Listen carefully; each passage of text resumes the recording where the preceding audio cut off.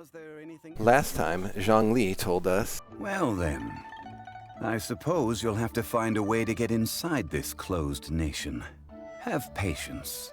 I suspect that some serendipity must first come into play. Some serendipity indeed.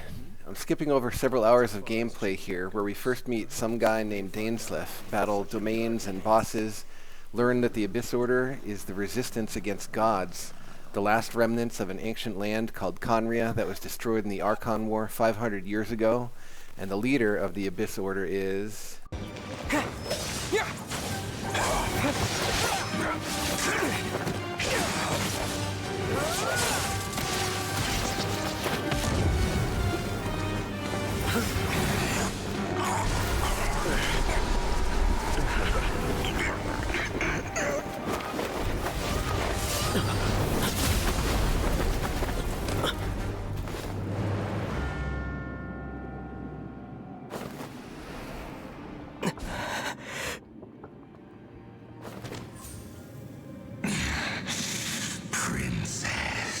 Aether.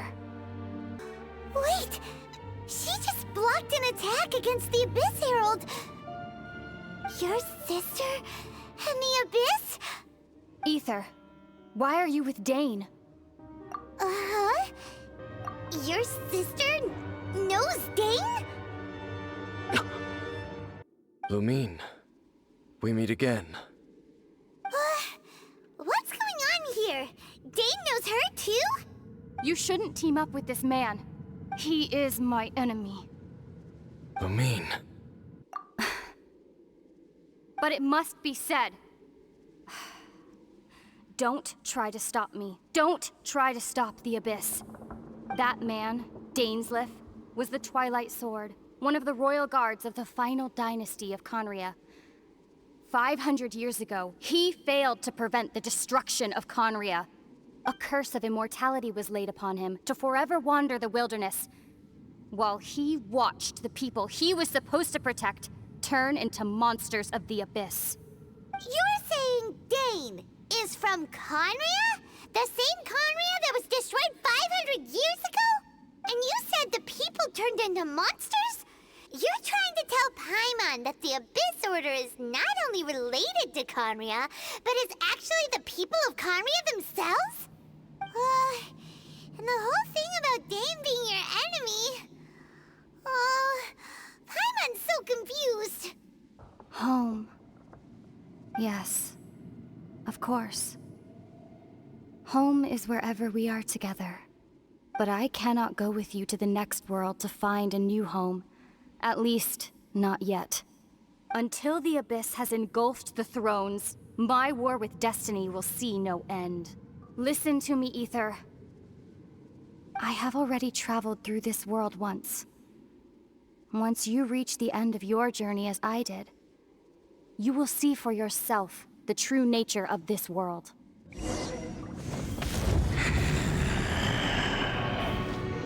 So we'll meet again. Though we need not rush, brother. I have more than enough time to wait for you.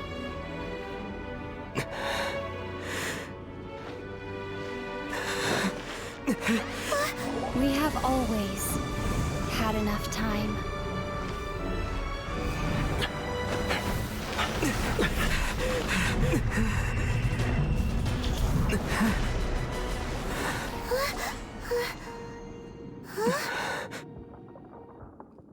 They left.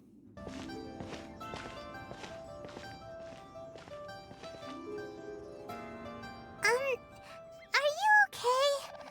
Paimon never imagined your sister would have sided with the Abyss. Well, keep your chin up. Paimon believes in both of you.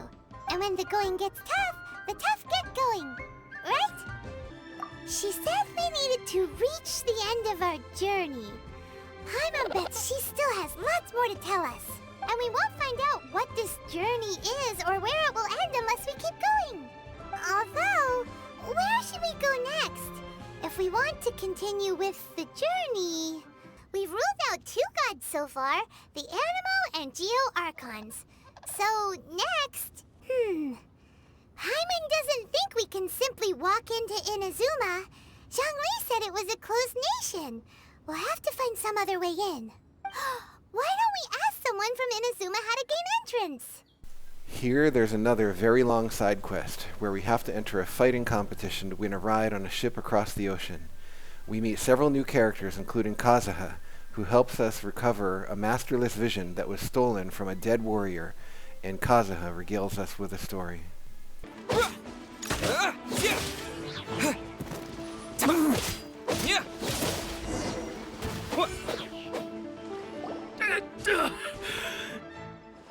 No, no!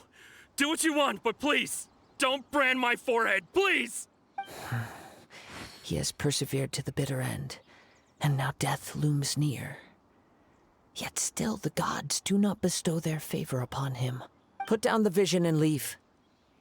I've changed my mind. No further punishment for you. Huh? What's wrong? Are you asking for more punishment? It's up to you. Such willingness is commendable, and fits the way of the samurai. No need for that. Thank you for releasing me. You truly are generous. Huh? Paimon doesn't get it. Were you just trying to scare him? I take no pleasure in frightening others. I was just testing all possibilities while the vision remained in his hands. When people are forced into a corner, that is when their greatest strength will appear. I thought it may be an opportunity for him to awaken the vision, but unfortunately, nothing happened. I wanted to know whether it were possible for an extinguished vision to be reawakened. From the moment he stole the vision, I decided to use him for this experiment. I've tried many other methods in the past, though few tales tell of a masterless vision reawakening. After seeing you command multiple elements, I figured that nothing is impossible. Come, why don't you give it a try? Let's see if you can give me the answer I'm hoping for. The vision didn't seem to respond at all. I see. So you are also unable to rekindle the vision. No matter. This was expected. I suppose this vision is still mine to take for now. What's the story behind this vision anyway? The story begins with an old friend. He was once a good friend of mine. One day he asked me about a sword art of which he had heard, the Musono Hitotachi. I told him it can only be witnessed when divine punishment is administered. It is the pinnacle of the Raiden Shogun's skill, a symbol of ultimate power. But he replied, there must be one who can withstand it. There will always be those who dare to brave the lightning's glow. Then, the Vision Hunt decree arrived.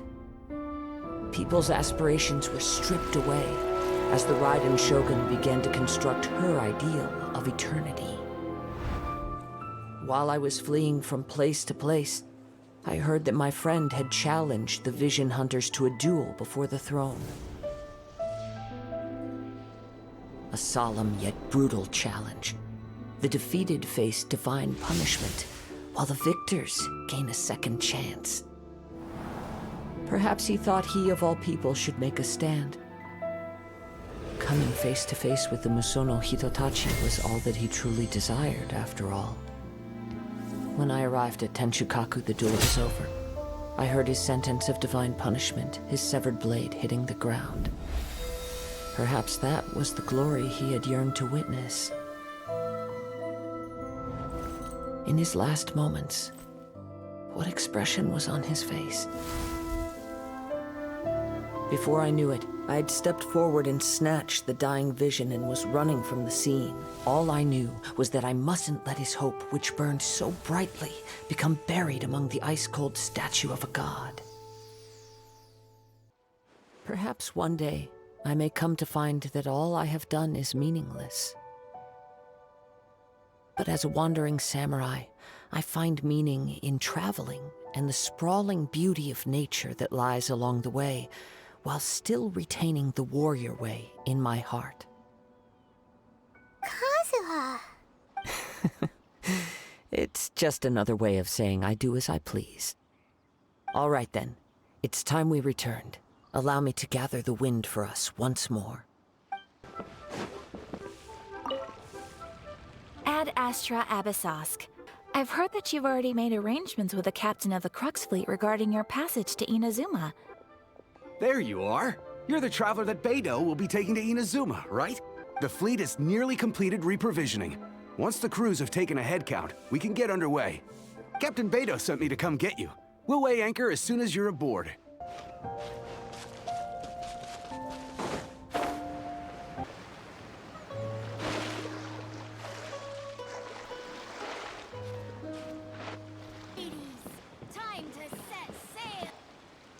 Ah, you finally made it. We set sail for the land engulfed by storm and tempest. The nation of eternity.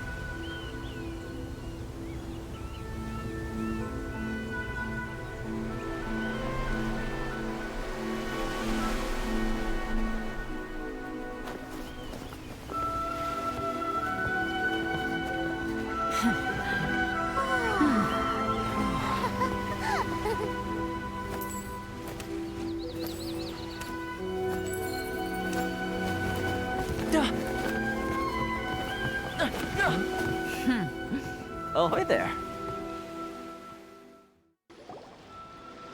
So, you finally made it. You sure kept me waiting, Captain. And it appears we have a couple of stowaways. Or perhaps I should say, honored guests. Shush! You can blame your almighty Shogun. The tempests around Inazuma have been growing all the more fierce lately. Though the fleet was fully up to the challenge, the inclement weather still caused some delay. Now then, let me introduce everyone. This is Toma, a trade partner that I've gotten to know recently. You don't know how long I've been waiting to see you. Toma, these two are... Oh, no need for introductions. Their reputation precedes them. Seems even the stormy seas can't keep rumors of these outlanders' sterling deeds at bay. Oh, it's sure nice to hear you say that. With any luck, it'll give you a head start here.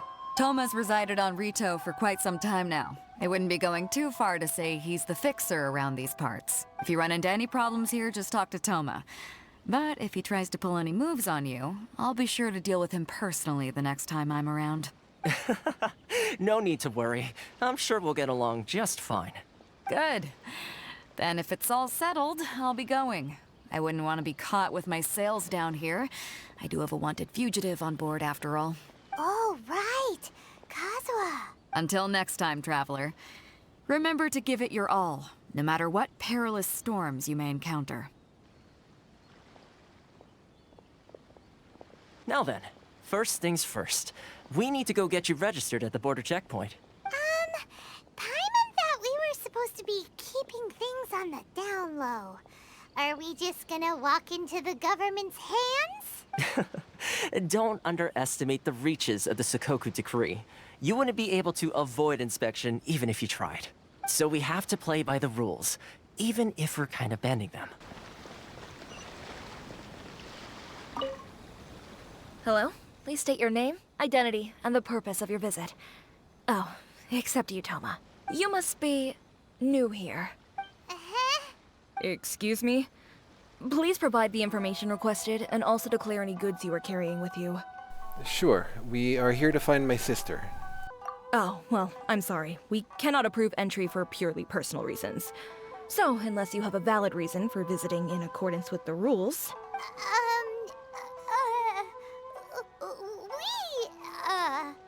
My apologies, but I'll have to ask you to... Here are their entry papers, for your kind perusal. What? Ugh, take your time. No rush or anything. I just wanted to see what you'd say. Sorry about that. I see. Okay. Your papers are all in order. Welcome to Rito. Phew. So, where do we go next? The Outlander Affairs Agency. They only check entry permits here. If you want to remain on Rito, there's a process you have to go through with them. Sheesh. So it is super strict, just like everyone says. Well, let's not forget that to everyday folk in Inazuma, people from everywhere else are referred to as outsiders. As the word suggests, Outlanders aren't very welcome in Inazuma with the Sakoku Decree in force. Not even on Rito, where they've established an outsider settlement. Welcome or not, we don't have a choice. I like how you think. I've got a feeling we're going to get along very well. Now, let's head over to the Outlander Affairs Agency.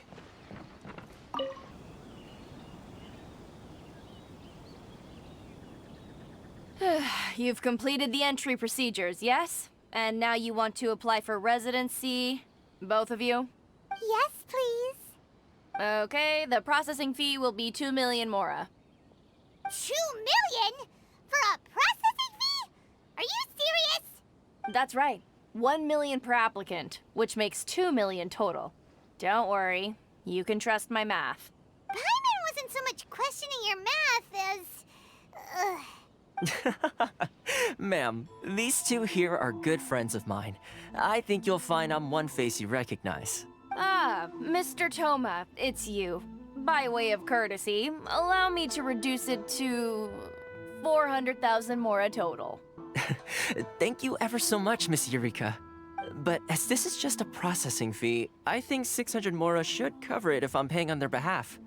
I'll treat you to dinner too. How does that sound? That's not how you haggle! By all means, bargain the price down, but... All right then, as you wish, Mr. Toma. I will make a record. Much obliged. What? She went from 2 million down to 600? There's something seriously wrong with people's sense of finance around here! It's not as mind-boggling as you think. Processing fee is just a figure of speech. The way some here at the agency see it, the fees are easy money, so it becomes a question of how much they can make. So when the day comes that some poor merchant from overseas with more money than sense gets stuck here and needs to apply for residency... Then they'll milk them for all they're worth! Exactly. It's at times like this that having a local friend really comes in handy. That's blatant oppression of Outlanders. Does anyone push back? Yes, but when you're an outlander in Inazuma, far from home in this close nation era, there's very little that can be done about it. The most that overseas merchants can do to look after themselves is stick together. That's how the International Trade Association came about. So it's a trade association built by and for Outlanders? Yep. And as well as advancing commercial interests, the association provides help, support, and structure for Outlanders trying to survive on Rito. Essentially, it's an association devoted to both commercial excellence and survival skills. So how would an Outlander ever get to meet the Raiden Shogun? I see. So this is the real purpose of your trip. Yes, given that you are Outlanders, it's certainly a lofty aspiration. After all, the Raiden Shogun is the most exalted and revered one in all of Inazuma. She is a deity who reigns on high, while all other life gazes up in awe. Huh. I was going to say nothing is set in stone when it comes to who you will encounter in this world. Who's to say you won't happen to run into the Raiden Shogun one day after lunch? Uh-huh. And is that likely? Okay, I'll give it to you straight. I know of a way to introduce you to the Raiden Shogun. Really? Wow, the Rito Fixer's better connected than we thought. I mean, it will take all the resources I have at my disposal, but it can be done. However, before we get there, connections come at a high price, you understand? Not you too. No. In this instance, when I say price, I'm not talking about Mora. In fact, there's no real cost as such. It's just that if this is something you really want, you'll have to agree to help other people solve some of their problems first. I like to do things in a way that keeps everybody happy. It's my own personal rule for dealing with situations like this. Sounds very reasonable to Paimon. You're the man in the middle, so you have to trade favors to keep everyone indebted to you. Why do I get the feeling you're making me out to be some sort of crook? Never mind. Here's the situation. As I touched upon earlier, the members of the International Trade Association are constantly struggling to survive. Recently, things seem to have gotten more difficult than ever for them, so just go and check things out. See if there's any way you can help. The head of the association is called Khaenri'ah, and he's a good friend of mine. Go talk to him. I'll wait for you here. Toma says we can meet the Raiden Shogun, but it's going to cost us a high price in terms of helping people. And that's where we're going to pick up next time.